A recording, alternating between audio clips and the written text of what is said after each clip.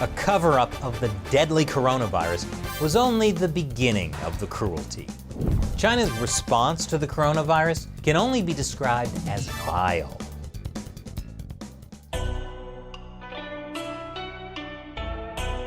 This is China Uncensored. I'm Chris Chappell.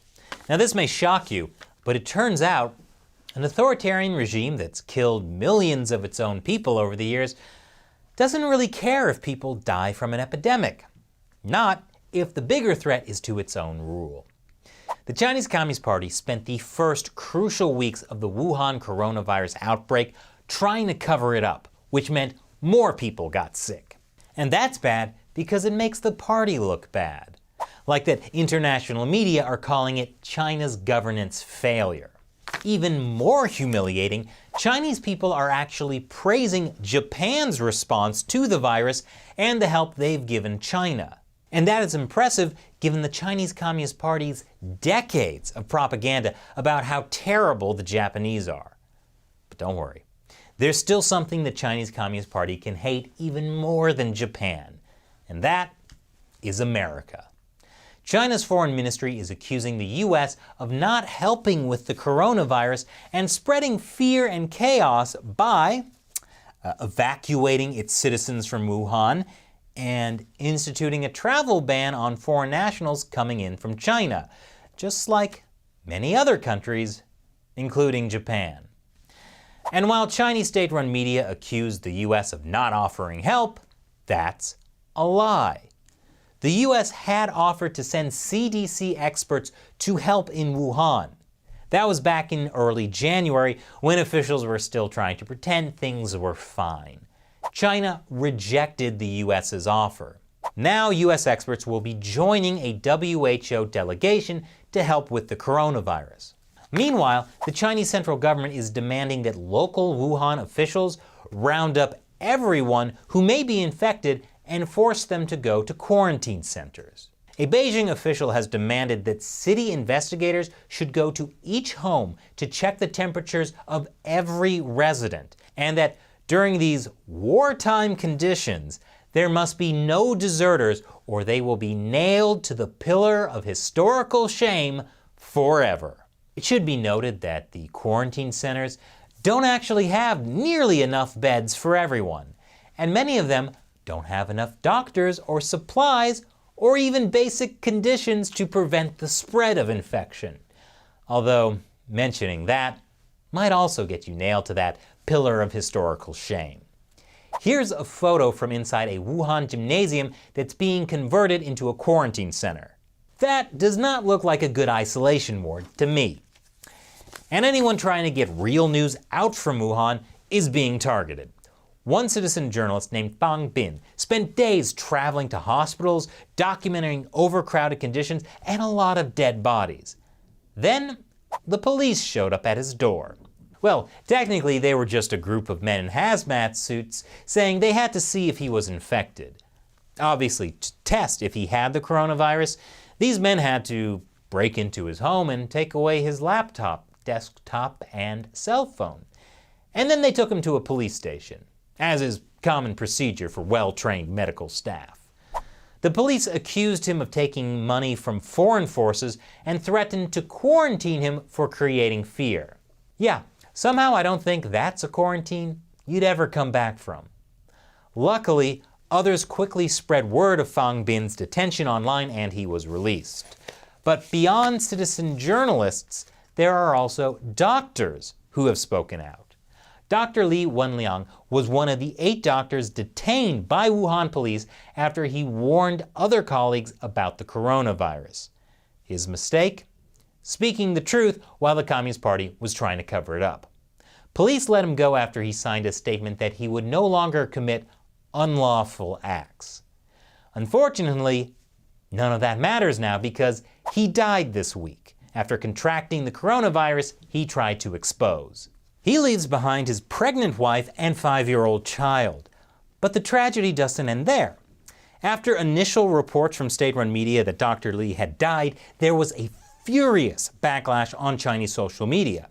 And then, Dr. Li was suddenly no longer dead. Instead, the hospital said he was in critical condition and on life support. There were reports that Dr. Li had been put on life support hours after he had already passed away due to the backlash. Hours later, after the hospital finally announced his death, the online anger continued. People posted images like this one with Dr. Li's mask replaced by barbed wire. They used references to Les Mis and Chernobyl to mourn Dr. Li, and hashtags like "I want freedom of speech." And after that was censored, "We demand freedom of speech." They even posted protest videos on TikTok. But don't worry, the Chinese Communist Party knows how to handle this. First, control the online reaction, and then send officials to investigate Dr. Li's death. The only question is, who will be the scapegoat? And it's not just doctors and citizen journalists the party is going after. They've turned anyone from Wuhan into pariahs, turning neighbors against neighbors. In one case, authorities used metal poles to barricade a family that had been to Wuhan. And if you're wondering how that family gets food, they rely on neighbors to lower something down to their rear balcony window. And some local officials are even offering bounties to people who turn in Wuhan residents who are hiding in other cities. As the New York Times says, across the country, the response from local authorities often resembles the mass mobilizations of the Mao era. And I wish I could say that was the worst of it, but I found with the Chinese Communist Party, the worst can always get worse. Check out this story. Authorities quarantined the father of a boy who had cerebral palsy. So the father posted on Chinese social media platform Weibo appealing for help and explaining that his son had been left alone without food or water. Well, that didn't go so well. Without adequate care, the boy died. 2 local officials were fired in connection to this case, but this is what always happens. Systemic corruption leads to tragedy, and the Communist Party tries to push the blame on local officials, while the ultimate source of the problem remains untouched. Meanwhile, the Communist Party for more than a week denied Taiwan's requests to evacuate its citizens from mainland China, since, they don't allow Taiwan to have their own citizens because they consider Taiwan to be a part of China. But finally, on February 3rd, a charter flight was arranged, but not through the Taiwanese government, because the Communist Party can't admit there's a separate Taiwanese government. Instead, the flight was arranged through a Taiwanese businessman. It was supposed to get the most vulnerable people out first, frail and elderly Taiwan citizens. At least, that's who was on the flight manifest. But it turns out, dozens of the passengers who actually boarded the plane were not people with urgent needs, but instead the spouses and children of wealthy Taiwanese business people. There are also reports that one person added to the flight was already confirmed to have the coronavirus. As you can imagine, people in Taiwan are a little upset about this. Speaking of Taiwan, the Chinese Communist Party is using its position in the United Nations to turn the deadly outbreak into a political weapon against Taiwan. The World Health Organization is a UN body. At Beijing's behest, the WHO has given Taiwan the pariah treatment. The WHO has held 2 emergency meetings since the coronavirus outbreak.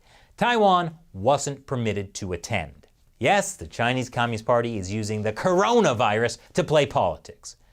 So it really undermines the credibility of the WHO when its director praised the seriousness with which China is taking this outbreak, especially the commitment from top leadership and the transparency they have demonstrated. I think Taiwan's foreign ministry spokeswoman explained it a little better. We have seen the Chinese government rudely and unreasonably pressuring Taiwan on the international stage and putting political considerations above human health. We have seen that the disease has no national boundaries, and epidemic prevention around the world should have no loopholes, so that they are putting political considerations over people's health and safety. This basically is extremely vile. Extremely vile? Sounds about right. So what do you think about how the Chinese Communist Party has responded to the coronavirus? Tell me what you think in the comments below. And as you may have heard me mention, YouTube has refused to run ads on most of our episodes about the coronavirus. which means we can't afford to keep covering it. Except for one thing. We have the support of viewers like you, who I call the China Uncensored 50 Cent Army. Through your contributions on the crowdfunding website Patreon, China Uncensored can keep paying our staff and our expenses, so we can keep letting you know about important China issues like a deadly global pandemic. So as a thank you to supporters, I answer questions from them at the end of some of my episodes. Today's question comes from Logan. Is there any truth to the drones with disinfectant story I've been hearing about? Wow, you know what? It's true. According to Chinese state-run media, they're using drones to spray disinfectant. I guess in China, chemtrails are real. Drones are actually being used in a lot of ways to combat the coronavirus. In some cases, drones are delivering groceries to people in quarantine villages. And my favorite state-run media, the Global Times, reposted online videos of drones yelling at people to go home.